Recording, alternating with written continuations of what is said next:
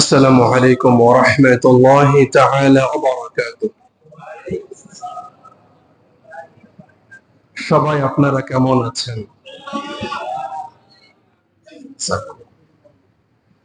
ইন্নাল হামদালিল্লাহ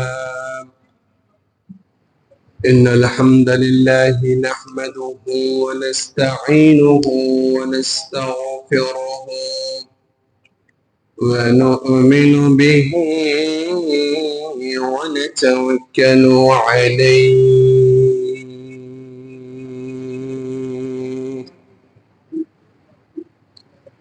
نعوذ بالله من شرور أنفسنا ومن سيئات أعمالنا من يهده الله فلا مضل له ومن يضلل فلن تجد له وليا مرشدا ونشهد أن لا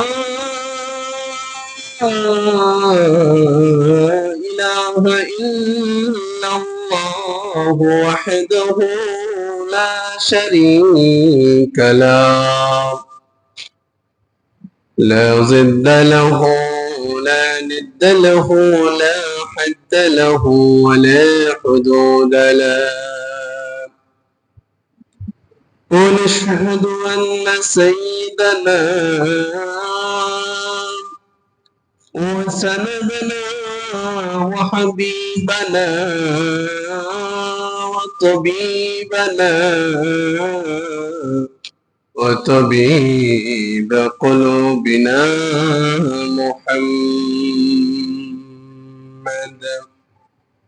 الذي أرسله بالحق بشيرا ونذيرا وداعيا إلى الله بإذنه وسراجا منيرا أما بعد فقد قال الله تبارك وتعالى في قرآن عظيم সবাই প্রাণ খুলে আওয়াজ করে মোহাব্বতের সাথে পড়ুন আউযু বিল্লাহি মিনাশ শাইতানির রাজীম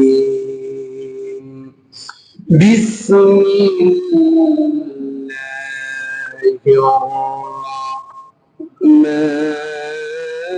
রাহমানির রাহিম ألهاكم التكاثر حتى زرتم المقابر كلا سوف تعلمون ثم كلا سوف تعلمون كلا لو تعلمون علم اليقين لترون الجحيم ثم لترونها عين اليقين ثم لتسألن يومئذ عن النعيم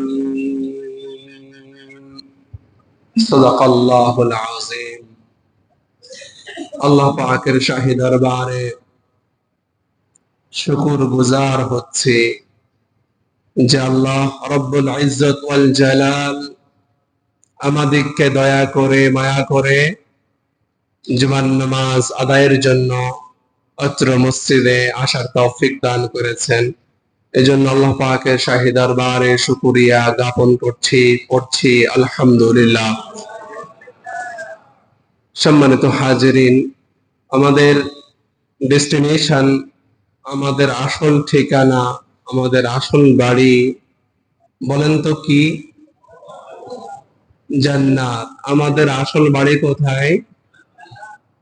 আমাদের বাবা সাইয়্যিদনা আদম, আমাদের মা হাওয়া আলাইহিস সালাতু ওয়াস সালাম সৃষ্টির পরেই আল্লাহ পাক তাদেরকে বললেন يا آدم اسكن أنت وزوجك الجنة وكلا منها رغدا حيث شئتما ولا تقربا هذه الشجرة فتكونا من الظالمين ওই আদম আমি অর্ডার করছি তোমরা স্বামী আর স্ত্রী দুজন মিলেই জান্নাতে থাকো বাপ মাকে আল্লাহ পাক আদেশ করছেন তোমরা জান্নাতে থাকো বাপ মার বাড়ি যদি হয় জান্নাত তাহলে সন্তানদের বাড়ি কোথায় হবে জান্নাতে রব্বুল আলামিন বললেন ওয়াতাসিমু বিহাবলিল্লাহি জামিআন ওয়া লা তাফাররাকু তোমার বাপ মা ছিল জান্নাতে রব্বুল আলামিন তোমাদেরকে আমি আল্লাহ পাক দুনিয়াতে পাঠালাম আর ফামান ইত্তাবা'a হুদায়া ফালা খাউফুন আলাইহিম ওয়া লা হুম ইয়াহজানুন সন্তানরা যদি দুনিয়াতে আল্লাহর কোরআন হেদায়েতকে মানতে পারে রব্বুল আলামিন বললেন আমি তোমাদেরকে পুরানো বাবার ঠিকানা জান্নাতে আমি আল্লাহ রব্বুল আলামিন আবারও ফিরাইয়া দেব সুবহানাল্লাহ আমরা কি আমাদের বাবার ঠিকানা আমাদের ঠিকানা জান্নাতে যেতে চাই আওয়াজ করে শুনতে চাই যেতে চাই মুসলমান কিন্তু আজকে আমাদের অবস্থা কি আল্লাহ পাক আমাদের যে অবস্থা ছোট্ট একটি সূরা এই সূরার মধ্যে আল্লাহ তাআলা আমাদের মনের কামনা বাসনা সবকিছু ব্যক্ত করেছেন ছোট্ট একটা সূরার মধ্যে আমরা আমাদের আসল ডেস্টিনেশন কোথায় ছিল গন্তব্যস্থল কোথায় আমরা থাকার জন্য কোথায় চেষ্টা করছি আল্লাহ পাক সুন্দর করে বোঝাচ্ছেন রব্বুল আলামিন তার প্রিয় হাবিবকে একজন সাহাবী প্রশ্ন করলেন ওগো রাসূল দুল্লানি আলা আমাল এমন একটা আমল বলে দিবেন নাকি যে আমলটা করলে পরে ইদা আমিলতুহু আহাব্বানি আল্লাহু ওয়া আহাব্বানি আন-নাস যে আমলটা করব আমলটা করার সাথে সাথে আমি জান্নাতের মধ্যে চলে যাব সুবহানাল্লাহ আল্লাহ পাক জান্নাতের মালিক তিনি আমাকে ভালোবাসা শুরু করবেন এমন একটা আমল বলবেন নবী আলাইহিস সালাতু ওয়াস সালাম বললেন ও সাহাবী শুনো যদি জান্নাত পেতে চাও আর আল্লাহ পাকের ভালোবাসা পেতে চাও আর তোমার আসল গন্তব্যস্থলে তুমি পৌঁছতে চাও আযহাদ ফিদ দুনিয়া দুনিয়া বিমুখতা অবলম্বন করো দুনিয়াতে যখনই থাকবা আল্লাহ ভীরু অবস্থায় থাকার নিয়ত করো দুনিয়াকে ত্যাগ করে করে চলার চেষ্টা করো তাহলে আল্লাহ রাব্বুল আলামিন ইউহিব্বুকাল্লাহু আল্লাহ নিজেই তোমাকে ভালোবাসবেন আল্লাহ নিজেই তোমাকে জান্নাত দিয়ে দিবেন সুবহানাল্লাহ আজকে কোরআন এন্ড সুন্নাহ বলছে আমাদের আসল স্থান জান্নাত কিন্তু আমাদের বড় কপাল খারাপ আমরা দুনিয়া দুনিয়া দুনিয়া মসজিদের মধ্যেও দুনিয়া মসজিদের বাইরেও দুনিয়া ফ্যামিলিতেও দুনিয়া অফিসে কিভাবে দুনিয়া ইনকাম করা যায় আর্ন করা যায় পাগল হয়ে গেছে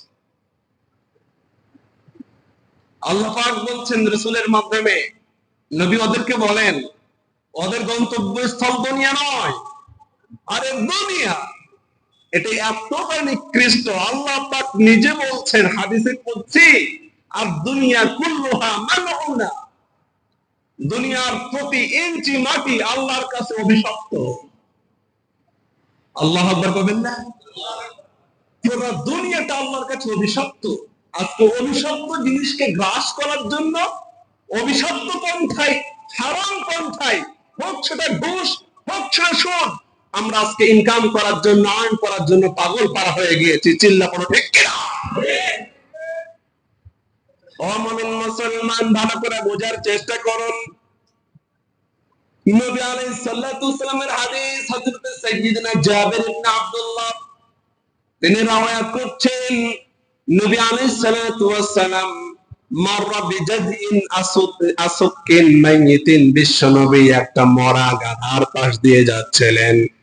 সাহাবায়ে কেরামকে বললেন, আইয়াকুম, এই কে আছো তোমরা, কে আছো তোমরা, যে এটাকে ইউহিব্বু আন্না হাযা লাহু বিদিরহাম, কে আছো তোমরা যে এক দিরহামের বিনিময়ে এই মৃত একটা গাধাকে ক্রয় করবে? কেউ কি আছো? কেউ কি পছন্দ করো যে এই মৃত গাধাটাকে তোমরা গ্রহণ করবে 1 টাকার বিনিময়ে?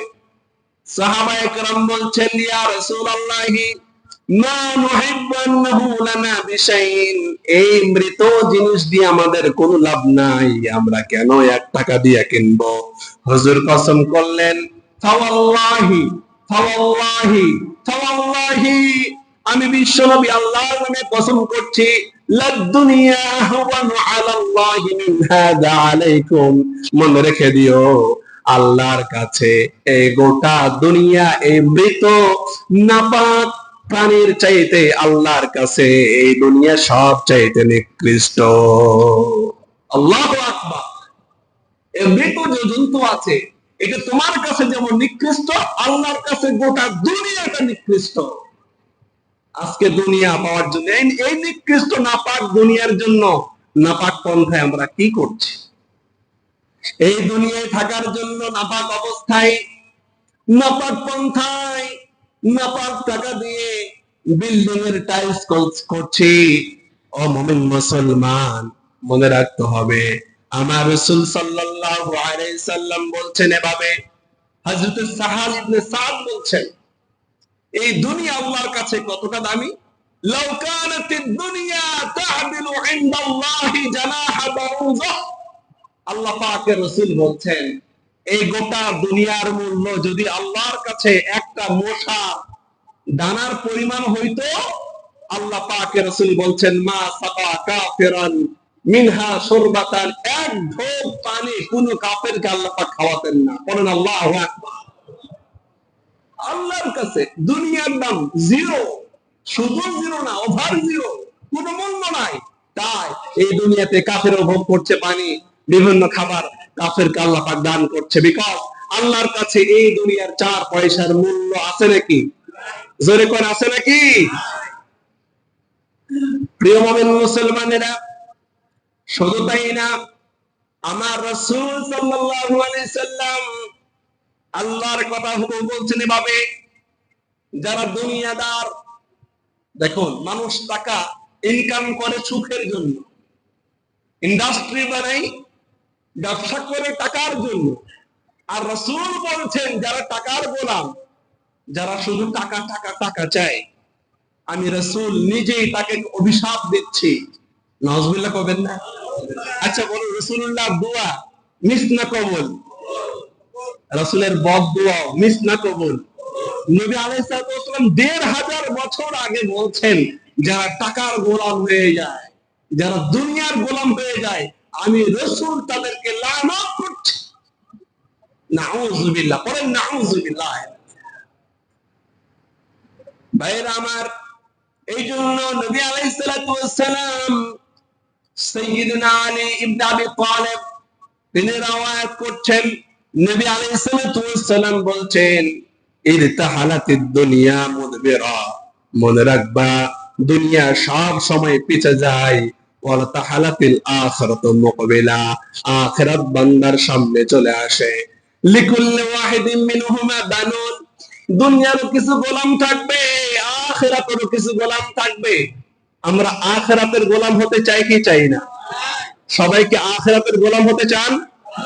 আমরা আখিরাতের আপনা হতে চাই, গোলাম হতে চাই, আখিরাত দুনিয়া দিয়ে আখিরাত কিনতে চাই। আমার রাসূল বলছেন, শুনো, ওয়ালা তাকুনু মিন আবনাইদ দুনিয়া, দুনিয়ার গোলাম কোনদিন হব না। মনে রাখবা, ফা ইন্নাল ইয়াওমা আমালুন, দুনিয়াতে আমল আছে, লা হিসাবা, দুনিয়াতে কোনো হিসাব নিকাশ নাই, কিন্তু আখিরাতে মনে রাখবে আমল নাই কিন্তু হিসাব ঠিকই আছে। এজন্য খবরদার, দুনিয়া নয়, দুনিয়াকে লাথি মারতে হবে। আমার আল্লাহ পাক বলছেন, কারণ এই দুনিয়া এমন জিনিস, যে ব্যক্তি দুনিয়ার গোলাম হয়ে যায় তার ঈমান আমল সব নষ্ট হয়ে যায়। এই জন্য যারা পারেন আমার সাথে পড়েন, আল্লাহকুমুত তাকাতুর হাত্তা যুরতুমুল মাকাবির কাল্লা সাউফা তা'লামুন থুম্মা কাল্লা সাউফা তা'লামুন। মেহেরবানি করে আপনাদের সামনে রুমাল যাচ্ছে, ইনশাআল্লাহ সাধ্য অনুযায়ী আপনারা দান করেন।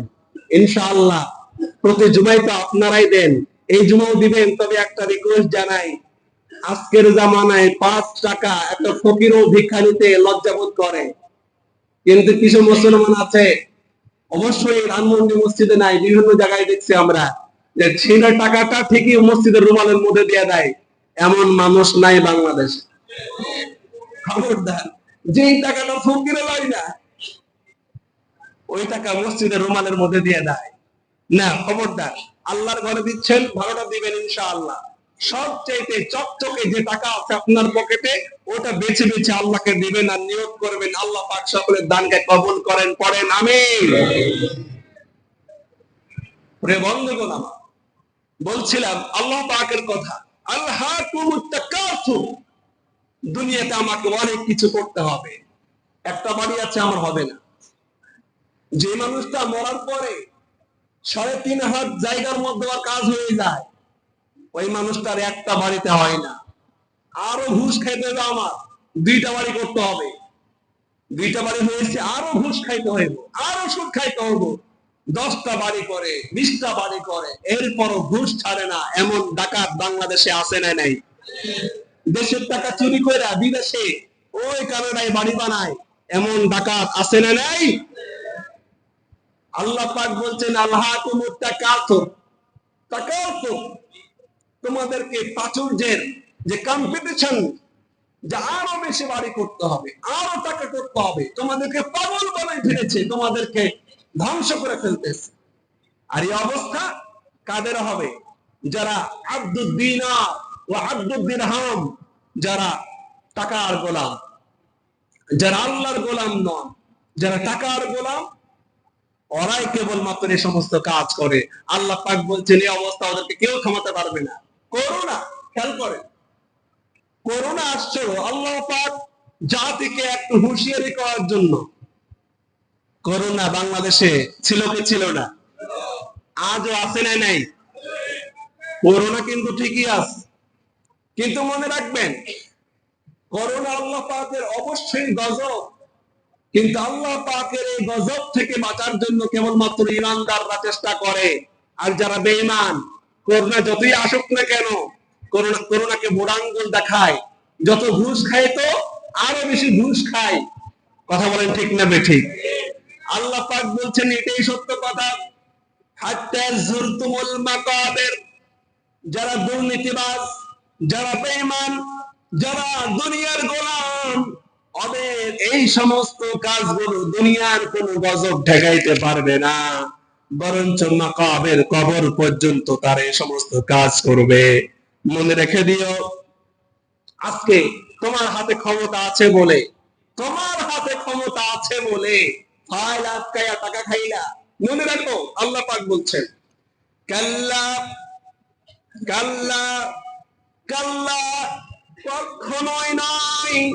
মনে রাখবে, তুমি যে ঘুষ খাইলে, তুমি যে সুদ খাইলে, তুমি যে মানুষের এতিমের সম্পদ মেরে দিলে, মনে করলে কেউ দেখে নাই। মনে রাখবে, সাউফা তা'লামুন, যেভাবে টাকা আর্ন করলে অবশ্যই অবশ্যই তোমাকে জানানো হবে, অবশ্যই অবশ্যই তুমি জানতে পারবে। আবার আল্লাহ পাক বলছেন তুম্মা কাল্লা সাউফা তা'লামুন। আল্লাহ পাক বলছে, আমি আবারও বলছি, যারা যেভাবে অন্যায় ভাবে জুলুম করে, মানুষ মেরে, মানুষ হত্যা করে যারা টাকা ইনকাম করছো, মনে রেখে দিও অবশ্যই তুমি জানতে পারবে। বলেন আল্লাহু আকবার। ভাইরা আমার, মনে রাখুন, এই যে আমার সামনে ক্যামেরা, যা কিছু বলছি সবকিছু রেকর্ড হয়ে যাচ্ছে। মানুষের ক্যামেরা আছে, আল্লাহর ক্যামেরা আছে না নাই? আস্তে কোন কেন আছে না নাই? রব্বুল আলামিন বলেন ওয়া কুল্লু ইনসানিন আলজামনাহু তায়রাহু ফি উনুকি। বান্দা আমার ওয়াজ রেকর্ডের জন্য দূরে ক্যামেরা লাগাইছেন, কিন্তু আল্লাহ রাব্বুল আলামিন আমাদের ক্যামেরা, আল্লাহর ক্যামেরা ধরে নাই, আমাদের গলার কাছে আল্লাহ রাব্বুল আলামিন ক্যামেরা ঝুলিয়ে রেখেছে। আল্লাহু আকবার। এজন্য আল্লাহ পাক বলেন খবরদার দুনিয়ার গোলাম হবে না, দুনিয়ার গোলাম হবে না। এজন্য হযরত আমর ইবনে আউফ রাদিয়াল্লাহু আনহু সুন্দর একটা হাদিস রাসূল থেকে বলছেন খবরদার আমি রাসূল লাল ফাকর আখশা আলাইকুম, আমি রাসূল তোমাদেরকে এই ভয় করি না যে আমার উম্মতগুলো দারিদ্র হয়ে যাবে, গরীব হয়ে যাবে, খেতে পারবে না, ঈমান নষ্ট হবে, এই ভয় করি না। বরং আমি রাসূল ভয় করি এটা ওয়ালাকিন আখশা আলাইকুম আন তুসাত আলাইকুম আদ-দুনিয়া, আমি রাসূল সবচেয়ে আমার উম্মতের উপর ভয় করি আমার উম্মত দুনিয়ার পাগল হয়ে যাবে। যেভাবে পূর্ববর্তী লোকগুলো দুনিয়ার পাগল হয়ে গিয়েছিল, তারা কম্পিটিশন করছিল, এইভাবে আমার উম্মতের মধ্যেও হারাম টাকা দিয়া বিল্ডিং বানানোর ক্ষেত্রে কম্পিটিশন শুরু করবে। পূর্বেকার উম্মত গুলো ধ্বংস হয়ে গিয়েছিল, আমার উম্মত গুলো হারাম ইনকাম করে বিল্ডিং বানাতে গিয়া ধ্বংস হয়ে পড়ে থাকবে। নাউযুবিল্লাহ মিন যালিক। প্রিয় ভাইরা আমার, যেভাবে ইনকাম করছি খবরদার দুনিয়ার গোলাম হয়েন না, দুনিয়ার গোলাম হয়েন না। কারণ দুনিয়ার যারা গোলাম হয় নামাজে সেজদার মধ্যে চিন্তা করে আরে আমার তো ওই ব্যবসায় লসন হয়ে গেল, কিভাবে অন্য জায়গায় বেশি আর্ন করা যায়, কারে কিভাবে ঠকানো যায়, এমন অবস্থা হয়। খবরদার দুনিয়ার গোলাম হওয়া যাবে না। আমার রাসূল এই জন্যই বলছেন, হযরতে মুতাররিব বলছেন আমি রাসূলের কাছে আসলাম অহওয়া করাও, ওই সময় আমার রাসূল তেলাওয়াত করছিলেন, আপনারাও আমার সাথে তেলাওয়াত করেন আল্লাহাকুমুত তাকাসুর হাত্তা যুরতুমুল মাকাবির কাল্লা সাউফা তা'লামুন সুম্মা কাল্লা সাউফা তা'লামুন। নবীজি এই সূরা বারংবার তেলাওয়াত করছেন আর বলছেন মালিক মালিক আমার কি হলো, আমার কি হলো, আমার কি হলো। ও বনি আদম, তুমি যে এত ইনকাম করছো কার জন্য করছো? বনি আদম, তুমি যে গুলশানে একটা বিল্ডিং বানালা কার জন্য বানালা? তুমি যে ধানমন্ডিতে একটা বিল্ডিং তৈরি করলা কার জন্য করলা? হারাম পয়সা দিয়ে ইনকাম করে তোমার সম্পদ তুমি খেতে পারবে? নো, তোমার সম্পদ সেগুলোই যা তুমি ভক্ষণ করে শেষ করে দিবে।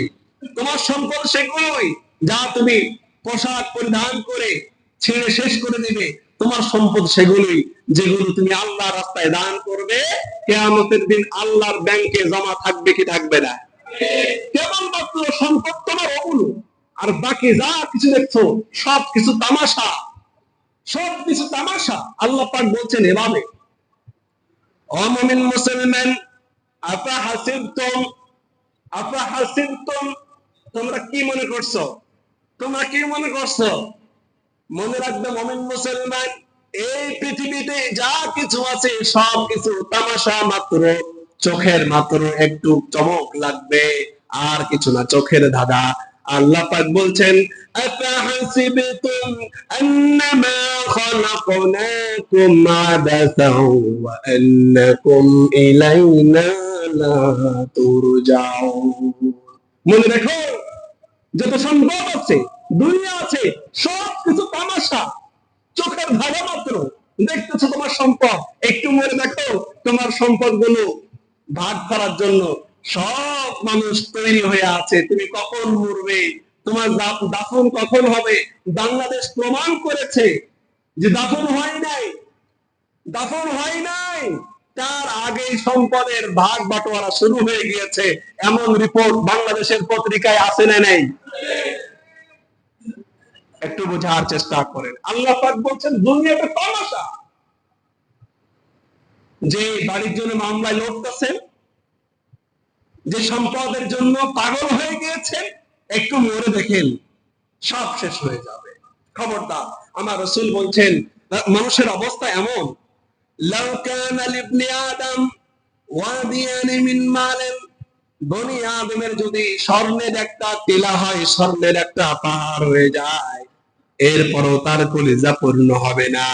লাবতাগা সালিসান, দ্বিতীয় আর একটা পাহাড়, স্বর্ণের পাহাড় পাওয়ার জন্য পাগল হয়ে যাবে। মনে রাখবে বনি আদমের নেচারটা এমন, ওয়ালা ইয়ামলা জাওফা ইবনি আদম ইল্লা তুরাব। আরে কবরের মাটি ছাড়া আমাদের এই আশা, এই আকাঙ্ক্ষা, আমাদের বেশি চাওয়ার খাই খাই অভ্যাস কখনো ভরবে না। আমাদের কবরের মাটি কেবলমাত্র আমাদের আশা পূর্ণ করতে পারবে। ভাইরা আমার, এই জন্য নবী আলাইহিস সালাতু ওয়াস সালাম আমাদেরকে দেখিয়েছেন, শুধু হুজুর ওয়াজ করেন নাই। বিশ্ব নবী, তিনি একজন রাষ্ট্রপতি, তিনি একজন প্রধানমন্ত্রী। খেয়াল করেন, বাংলাদেশের প্রধানমন্ত্রী অবস্থায় বলেন, আচ্ছা রাখলাম আমার দেশের কথা, বহির্বিশ্বের প্রধানমন্ত্রীদের অবস্থা কি? তাকে সেল্টার দেওয়ার জন্য গার্ড আছে, আছে গণভবন, বঙ্গভবন, হাজার হাজার ফোর্স দাঁড়িয়ে আছে, আলিশান প্রাসাদ। কিন্তু বিশ্ব নবী, তিনিও কিন্তু একজন একটা রাষ্ট্রের প্রধানমন্ত্রী ছিলেন কি ছিলেন না? আসতে করবেন না, ছিলেন কি ছিলেন না? এবার আপনাকে দেখাবো বিশ্বের সর্বশ্রেষ্ঠ প্রধানমন্ত্রী, আমার আপনার নবী, বিশ্ব নবী জনাবে মুহাম্মদুর রাসূলুল্লাহ। আওয়াজ করে পড়েন সাল্লাল্লাহু আলাইহি ওয়াসাল্লাম। তিনি শুয়ে আছেন, নো ফোর্স, কোন ফোর্স নাই, সেন্টার দেওয়ার কেউ নাই। হুজুর একাকি শুয়ে আছেন, জাজির নাই, বালিশ নাই, কিচ্ছু নাই, শুয়ে আছেন বিশ্ব নবী শুধু একটি চাটাইয়ের উপরে, খেজুর গাছের পাতানো, পাকানো খেজুরের পাতা দিয়ে পাকানো একটা রশি বানায়া বিশ্বনবী একটা শুয়ে আছেন চাটাইয়ের উপর। বিশ্বনবী শুয়েছেন, কোমল শরীর, নরম শরীর, পিঠে দাগ পড়ে গিয়েছে, হাতে দাগ পড়ে গিয়েছে। হযরত ওমর, তিনি কাঁদতেছেন।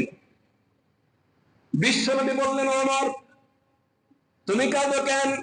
আমার ঘরের মধ্যে ঢুকে তুমি কাঁদো কেন?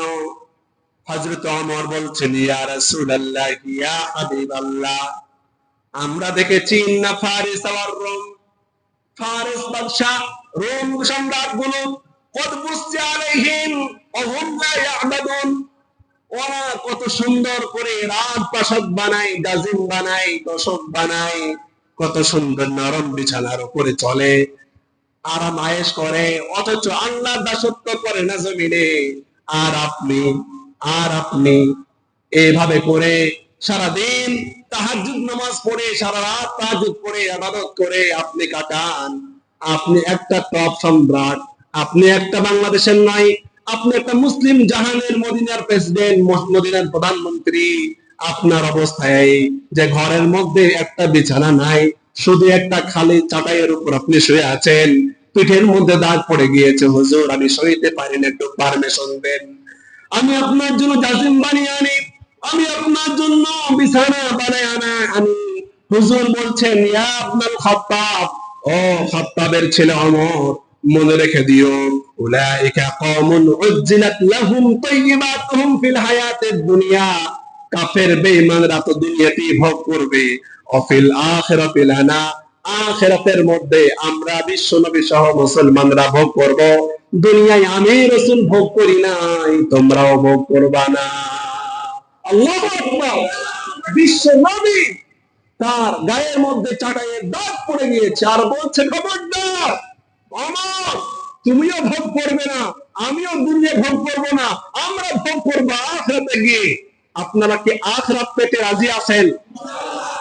আখিরাত পেতে রাজি আছেন? প্রিয় মুমিন মুসলমান, দুনিয়া ছেড়ে দেন। আল্লাহকুমুত তাকাতুর, কসম, দোহাই লাগে আপনাদের, দুনিয়া ছেড়ে দেন। দুনিয়ার আরো বেশি চাই, খাই খাই সব বাদ দিয়ে দেন, আখিরাতকে অর্জন করার জন্য চেষ্টা করেন। বিকজ মনে রাখবেন, আল আখিরাতু খায়রু ওয়া আবকা, আখিরাত যে শুরু হবে কোনো শেষ হবে না, ওটা স্থায়ী ঠিকানা। দুনিয়া আজ আছে কাল নাই। ও মুমিন মুসলমান, আমাদের অবস্থা এমন, যদি রাত হয়, ঘুম ভাঙে, তাহলে সকাল। আর যদি ঘুম না ভাঙে, তবে আমাদের পরকাল। ঠিক না বেঠিক? এই তো আমাদের দুনিয়া। প্রিয় মুমিন মুসলমান, এই জন্য নবী আলাইহিস সালাতু ওয়াস সালাম সুন্দর করে বলছেন, রব্বি কারিমের রাসূলের কাছে জিবরাইল চলে আসছেন। হাদিসটা বুখারীতে রয়েছে। আবু উমামা আল বাহিরি বলছেন, নবীর কাছে হাজির, আরাদা আলাইয়া রাব্বি, আমার রাসূল বলছেন, আমার রব জিবরাইলকে পাঠিয়ে আমার কাছে এই আবেদন প্রেজেন্ট করলেন, লিয়াজআলি বাতহা মক্কাতা যাহাবান, যে পুরা উহুদ পাহাড়কে আল্লাহ রাব্বুল আলামিন আমার রাসূলের জন্য স্বর্ণ বানিয়ে দিবেন। আচ্ছা বলেন, আল্লাহ পাক পুরা উহুদ পাহাড়কে স্বর্ণ বানাতে পারবেন কি পারবেন না? আপনাদের কি বিশ্বাস হয় পারবেন না? আল্লাহ পাকের রাসূলের কাছে দাওয়াত নিয়ে আসছে, হুজুর আপনি দিনের নবী, দুনিয়ার নবী, আখিরাতের নবী, আপনি বিশ্ব নবী। আল্লাহ পাক আপনাকে এই ধরনের একটা সুযোগ দিচ্ছেন যে আপনি চাইলে উহুদ পাহাড়টা স্বর্ণ হয়ে যাবে আর আপনি ভোগ করবেন। পড়েন সুবহানাল্লাহ। আমার রাসূল হযরতে জিবরাইলের অ্যাপ্লিকেশন এ সম্বন্ধে কি বললেন? আমার রাসূল বললেন এভাবে, জিবরাইলকে নয়, ডাইরেক্ট রবকে হাত আঙ্গুল তুলে, ইয়া রব, ওগো আল্লাহ, আমি তোমার কাছে উহুদ পাহাড়টা স্বর্ণ হতে চাই না। আমি রাসূল চাই এক বেলা খাবো আর তোমার প্রশংসা আদায় করবো, আর একদিন না খেয়ে থাকবো। ওই না খেয়ে থাকার দিনে আমি রাসূল তোমার কাছে ধৈর্য ধারণ করবো। জোরে বলেন সুবহানাল্লাহ। আমার রাসূল কোনো কিছু ভোগ করেন নাই, সব দিয়ে গিয়েছেন, সব দিয়ে গিয়েছেন। কোনো কিছু আমার রাসূল জিন্দেগিতে ভোগ করেন না। কারণ আমার রাসূল যদি ভোগ করতে চাইতেন, উহুদ পাহাড় স্বর্ণ হয়ে যেত রাসূলের জন্য। পড়েন আল্লাহু আকবার। এই জন্য আমার রাসূল মাঝে মাঝে হযরত ওমরের ছেলে আব্দুল্লাহকে বলতেন, আব্দুল্লাহ রে শোনাও, আমি তোমাকে বলতেছি, আখাযা রাসূলুল্লাহ বিবাদি জাসাদি, হযরতে ওমরের ছেলে আব্দুল্লাহর হাত ধরে আমার রাসূল বলছেন, ওরে আব্দুল্লাহ, তোমারে বলছি দুনিয়াতে খবরদার, কুন ফিদ দুনিয়া কান্নাকা গরিব, দুনিয়াতে এমন অবস্থায় থাকবা, একদম গরিবী হালতে থাকবা, অপরিচিত অবস্থায় থাকবা। খবরদার, আওয়াবির সাবিল, মুসাফির যেভাবে রাত কাটায়, দিন জাগে, এইভাবে মুসাফিরের মতো থাকবা। আর মনে রাখবা, দুনিয়ায় যখন থাকবা, ওয়াউদ্দা নাফসাকা মিন আহলিল কবর, দুনিয়ায় থাকবা নিজেকে মনে করবা আমি একদিন কবরে আছি।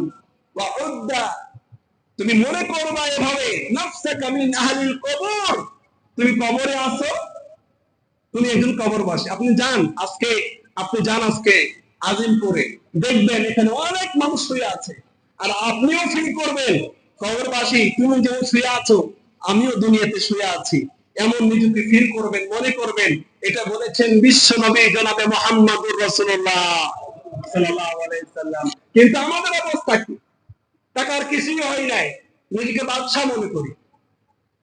টাকা একটু হয়ে গেলে অহংকারে আমাদের পা জমিনে লাগে না, এমন অবস্থা আমাদের মাঝে আছে না নেই? এগুলো আমাদের অবস্থা। আমার রাসূল বলছেন, হযরত সাইয়্যিদুনা আব্দুল্লাহ ইবনে ওমরকে বলছেন, আমার ছেলে আব্দুল্লাহ তোমাকে বলছি, উদ ফি নাফসিকা মিন আহলিল কবর, নিজেকে দুনিয়ার মধ্যে কবরবাসী মনে করে চলবে। পড়েন আল্লাহু আকবার। প্রিয় ভাইরা আমার, প্রিয় ভাইরা আমার রাসূল সাল্লাল্লাহু আলাইহি সাল্লামের একটা হাদিস আপনাদেরকে শোনাতে চাচ্ছি। আমার রাসূল বলছেন, মান তালাবাদ দুনিয়া হালালান, এই হাদিসটা খুব খেয়াল করবেন। আমার রাসূল বলছেন, যে ব্যক্তি দুনিয়াতে হালাল ইনকাম করে জীবিকা নির্বাহ করবে, ফ্যামিলি চালাবে, সংসার চালাবে, আল্লাহ পাক রাসূল বলছেন হালাল ভাবে চলে, ইস্তিআফান আনিল মাসআলাতি ওয়া সা'য়ান আলা আহলিহি, আমার রাসূল বলছেন কারো কাছে ছোট হবে না, হাত পাতবে না, আল্লাহর কাছে হাত পাতবে। পড়ি ইনশাআল্লাহ। যারা এভাবে জীবন যাপন করবেন, আপনি মরেন আমি মরি, যদি এভাবে জীবন যাপন করতে পারি, কিয়ামতের দিন আপনার চেহারা আমার চেহারাকে পূর্ণিমার চাঁদের চেয়ে সুন্দর করে দিবে। সুবহানাল্লাহ, হামদি। ও প্রিয় মুমিন মুসলমান, আর রাসূল বলছেন পক্ষান্তরে যে ব্যক্তি দুনিয়া হালাল ভাবে ইনকাম করলো, হালাল ভাবে ব্যবসা করলো, ব্যবসা করে মুফাফিরান অহংকার হয়ে গেল, মুকাফিরান বলতে শুরু করলে, জানিস আমার কত কি আছে, আমার অনেক কিছু আছে, জানাস স্টাফ কোয়ার্টার মসজিদে আমি ওটা দিছি, ওটা দিছি, ওটা দিছি, নিজের অহংকার মানুষকে যারা প্রকাশ করে।